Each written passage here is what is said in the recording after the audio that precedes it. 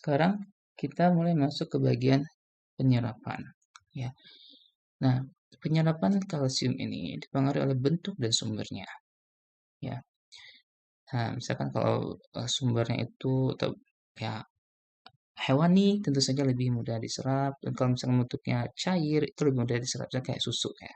Susu karena bentuknya cair, ya kan, itu kalsium tuh larut di susu itu lebih mudah diserap dibandingkan dengan yang misalkan bentuknya padat, misalkan pada tulang. Kalau misalkan kita konsumsi 10 ekor ikan, 10 ekor ikan teri Medan ya. 10 ekor ikan gede banget kalau bayanginnya ikan yang biasa, ikan ikan mas misalkan yang biasa 10 ekor itu banyak banget. Jadi kalau 10 ekor ikan teri Medan misalkan, nah itu kan dimakan juga tuh dengan tulang-tulangnya, itu juga ada kalsium, tapi kan bentuk padat, ya cenderung agak lebih susah dicerna seperti itu dibandingkan dengan yang cair seperti itu. Nah, itu untuk yang di hewani. Kalau yang di nabati itu lebih sulit lagi ya, atau daya serapnya itu lebih lebih susah seperti itu karena dia memiliki beberapa senyawa-senyawa misalkan kayak oksalat ataupun fitat yang itu, mmm, perlu perlu pencernaan yang lebih lanjut, ya. Dan di sini seperti teman-teman dapat lihat di tabel ini, ya, kalsium oksalat misalkan seperti ada di, bayam seperti itu memiliki tingkat solubilitas yang itu sangat rendah sekali. Pada pH 2.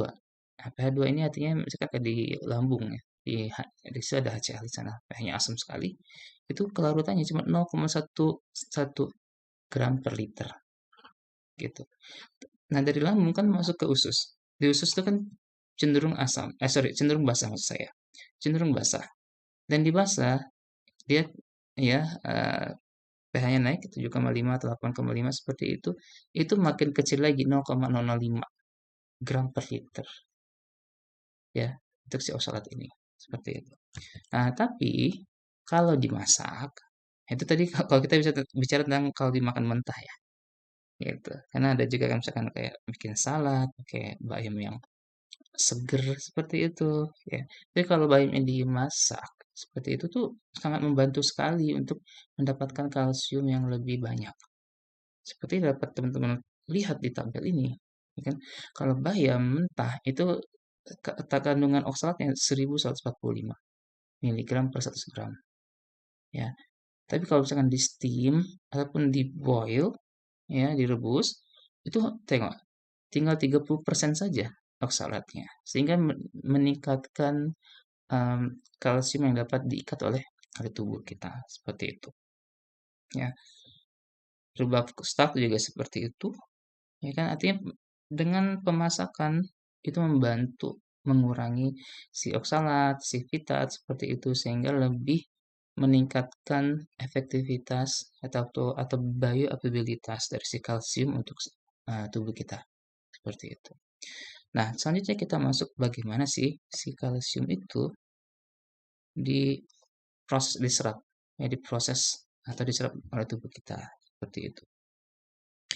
Nah, jadi ada dua proses utama untuk penyerapan kalsium, ya, yaitu ada transseluler, ada lagi paraseluler. Ya, transseluler itu terjadi di duodenum dan ileum, kalau paraseluler terjadinya di ileum dan atau tight junction dari si usus seperti itu. Ya, kita akan bahas dulu paraseluler itu yang paling mudah. Ya, jadi paraseluler ini seperti dapat teman-teman tengok di gambar. Ini kan kelihatan nggak paraseluler, ya kan? Nah, ini paraseluler. Ini tight junction. Jadi antara sel enterosit itu ada titik pertemuan ya, tetangga, ada celah tetangga ya antara dua sel ini. Di tight junction inilah ya itu si kalsium bisa masuk seperti itu. Ya, terutama di bagian ileum ya. Dan proses penyerapan kalsium dengan paraseluler ini dia tidak perlu energi dan juga tidak diregulasi dengan ketat. Artinya semakin banyak makanan ya yang itu masih tersedia di bagian ileum, begitu itu akan banyak juga diserap. Jadi semakin banyak kalsium di sana yang masih tersedia, itu juga yang semakin banyak juga dapat diserap karena cenderung cenderung passive transport ya. Dan tentu saja, akan berbeda ya, karena usus itu sebenarnya punya banyak, apa namanya, segmen-segmen dan tingkat permeabilitasnya, kemampuan dia untuk menyerap itu, ya itu juga berbeda-beda. Dan juga berkaitan dengan usia juga, jika usianya semakin semakin tua, itu juga semakin semakin melemah, seperti itu. Nah, cuman tadi semakin lama makanan, kimei, kimei itu makanan yang sudah setengah diserap, setengah di apa namanya diolah dari lambung seperti itu. Di dalam semakin lama dari usus si kimei ini ya itu semakin banyak yang diserap seperti itu. Nah, sekarang kita masuk ke bagian transseluler. Nah, di sini teman-teman dapat lihat. Nah, kembali lagi transseluler ini di bagian proksimal dari si usus. Ya. Jadi kalau transseluler, teman-teman dapat di sini ada kalbindin, ya kan? Yang aktivitas kalbindin ini ya, aktivitasnya itu tergantung dengan vitamin D. Ini pengatur di sini. Ini kalbindin di sini diproduksikan dari sini. Jadi dia apa namanya diatur ya, diregulasi oleh si vitamin D seperti itu.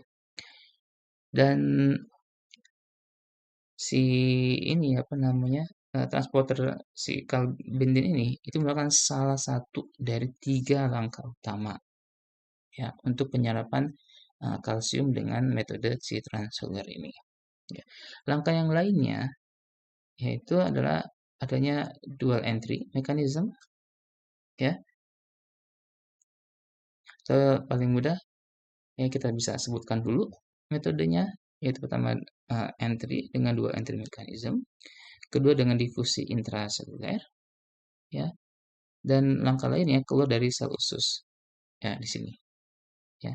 Jadi langkah pertama tentu saya entry, dual entry di sini.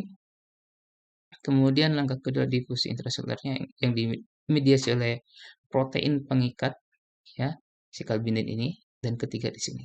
Ya sederhananya kita bisa lihat ini bagian pertama, step satu nih ya, kolom ini ya, sini step satu, ini step 2, dan ini step 3. Ya, oke jadi entry dari si kalsium sini ya melalui si TRVV, TRV V5 atau 6, kemudian eh, di diikat ya oleh si protein pengikat si kalbinin D ini atau kalbinin D9K seperti itu. Kemudian dari sini dia masuk keluar ya dari sel usus ini ke arah basolateral, ke arah darah. Dan ini teman-teman bisa tengok ada ATP di sini terlihat ya. Artinya mekanisme transfer ini dipengaruhi oleh vitamin D dan juga energi. Jadi energi dependen, kawan-kawan. Ya. Oke. Hmm, sekarang kita bisa lihat ya, di sini ada beberapa studi bagaimana transit time ya dari makanan ya secara general seperti itu. Dan kita lihat di sini di ilium itu ya 78 menit, yang paling lama di yeyunum seperti itu. Tapi ini juga akan tergantung dari bentuk makanan dan sebagainya ya. Dan ini dibandingkan dengan tikus seperti apa ininya dan ya berbeda sekali. Oke, selanjutnya kita mulai masuk ke bagaimana si kalsium itu diregulasi.